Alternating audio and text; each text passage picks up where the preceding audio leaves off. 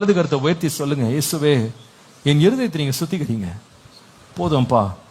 இந்த நீண்ட கால கோபங்கள் உறவுகளை எவ்வளவு கசப்பாக்கிட்டு இருக்கு.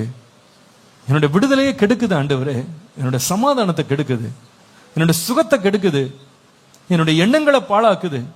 இந்த கோபம் வேண்டாம் ஆண்டவரே, இந்த எரிச்சலை விட்டு நெகிழ்ந்து விட கிருபை தாங்க. எனக்குள்ளது குடியிருக்க வேண்டாம்ப்பா. இன்றைக்கு அதை பலிபடத்துல வைத்து நீர் எரித்து சுத்திகரியும் ஆண்டவரே. யார் எனக்கு விரோதமா என்ன செய்திருந்தாலும், என் வாழ்க்கையில் என்ன தீங்கு நடந்திருந்தாலும் அதை நான் விட்டு கொடுக்கிறேன் ஆண்டவரே. நீங்க அதை பார்த்து கொள்ளும், என்னை நீங்க குணமாக்கும் ஆண்டவரே. என்னோடு இன்றைக்கு பேசுங்க ஆண்டவரே. ஆண்டவரே, உமக்கு பிரியமானதை நான் செய்ய எனக்கு கற்றுத்தாரும். எந்த கோபமும் எனக்கு வேண்டாம்ப்பா.